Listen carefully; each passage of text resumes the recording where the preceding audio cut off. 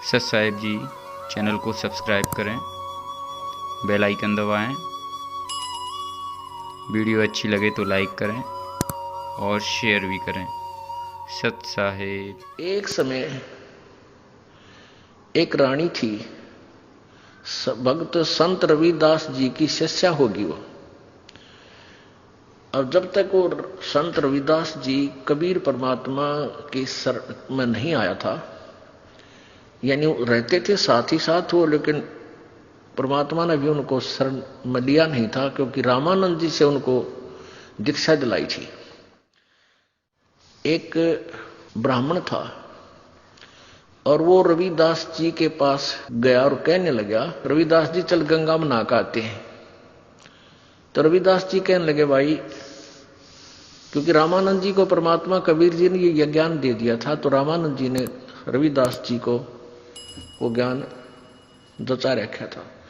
तो रविदास जी कहने लगे, भाई, हमारी गंगा तो हमारा यहीं पर है, सिमरन है, और हम गंगा में नहीं जाते। काफी उसने कहा, नहीं मान्य रविदास जी। तो रविदास जी कहने लगे, भाई एक काम करिए। तो ब्राह्मण कहने लगा कि भगत जी कुछ गंगा में कोई पैसे डालने हो, दान पुण्य करने खातिर दे दे, मैं डाल दूंगा। उसने ने सोचा था ये 2-4 रुपये दे देगा, कुछ मंगा लिए, कह देगा डाला गंगा में। तो रविदास जी बोले, भाई एक काम करिए, ये ले जा मेरा 1 रुपया, और गंगा जी हाथ काट के जो रुपया ले न्यू हाथ में पकड़े तो दे आइए, ना वापस ले आइए। अब उसने सोचा कौन देखेगा, उड़ा मैं अपनी जेब में डाल लूंगा और कह दूंगा दे दिया, मैंने वो हाथ में पकड़ा था उसने। अब उसने जाकर एक बार तेने बोल दिया, हे गंगा मैया, भगत रविदास ने आपके लिए 1 रुपया भेजा है, न्यू क्या है हाथ में ग्रहण करे। एकदम हाथ निकला बाहर और दे दिया। दूसरे हाथ में क्या निकला, एक सोने का सुंदर कंगन, वो पंडित जी को दे दिया, और गंगा ने कहा ये उस परम संत को दे देना, सोने का कंगन। अब पंडित जी का गया बेईमाना, अगर भाई के बेरा फटेगा, रविदास जी ने ठगा ला जेब भीतरली में, और उसने आके राजा को दे दिया। अच्छे पीछे मिलेंगे। राजा ने अपनी रानी को दे दिया। रानी कहने लगी, इस आते एक और चाहिए, ये तो जोड़ा होता है। उसके कुछ पैसे दे दिए, जैसे भी 20, 30, 50 रुपये थे उस कंगन के, पहले महंगे सस्ते होते थे भाव। अब राजा नौ बामण फिर बुलाया, पंडित जी बात सुन, एक और लिया, नित्रा बकल तारांगे नहीं ले आते। क्यों? उसा कंगन उसने सारा पटक सर पटक लिया, कितना नहीं पाया। वो जब दुखी हो लिया, अकीब जान बच्चा नहीं, रविदास जी के पास चले, शायद वो फिर 1 रुपया दे दे, मैं गंगा में दे आऊं और फिर वहां से मिलेगा मुझे। तो फिर रविदास जी के पास गया पंडित जी, कहने लगे, भगत जी आज तेरे हाथ में मेरे परिवार की जान है।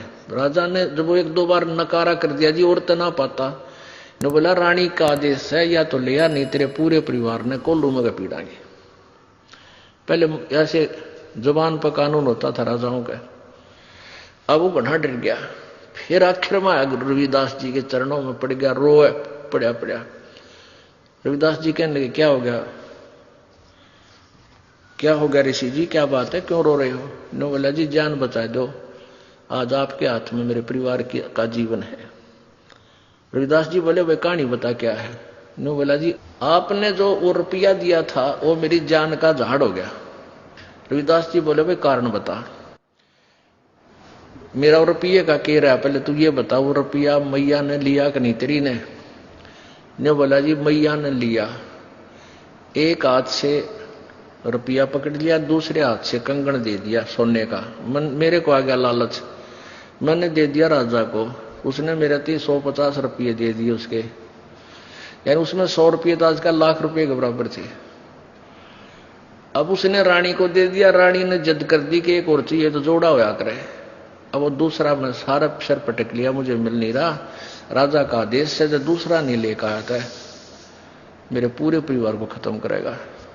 नो बोला 1 रुपया और दे दे, मैं गंगा मैया ने देकर वो ले आऊंगा। नो बोला इससे वो जहां वो जूते बना रहा था ना रविदास जी, वहां एक कुंडा होता था पानी का, एक कुंडा सा पानी का होता था, जैसे डोंगा टाइप मिट्टी का जमीन में गाड़ दिया करते, उसमें से डोरी गिल्ली रखते थे वह, और जूते गांठ बनाते थे ना उसमें गिल्ली गोरी और उसमें वो चाम भी भिगो कर रखते थे, चमड़े को भिगो कर रखते थे। पहले जो ये चमार जो जूते बनाते थे, ये जीव हिंसा का किया हुआ चाम नहीं लेते थे। कोई स्वाभाविक कोई पशु मर जाता था, उसी का चाम उतार के, यानी वो पाप के भागी नहीं होते थे, तो उसमें चाम भी भिगोया करता था चमड़ा कुंड में। तो रविदास जी बोले इस कुंड में हाथ देकर काट ले जितने कंगन चाहिए। अब पंडित जी पहले तो दूर बैठा था, एक लत कपड़े से बोझ के, और मरता क्या नहीं करता, वो हाथ दे दिए उसमें, वो चाम के पानी में हाथ मारा तो उसके अंदर से 3-4 कंगन आए, एक जैसे, वो बिल्कुल डिटो कॉपी। अब रविदास जी बोला बाकी यहीं डाल दिया ना, और सामत आ जाएगी तेरी, एक ले जा अपना। अब उसने तो कलजा पाटन हो रहा था, वो तो लेकर चला गया। अब वो रानी ने पूछा भाई तू लाया कितने पल दनाटे था, सच्ची बता। उन्होंने सारी कहानी बता दी। तो वो रानी इतनी प्रभावित हुई ऋषि जी तय उससे, रविदास जी से, उन्होंने, रानी ने उसको गुरु बना लिया रविदास जी को।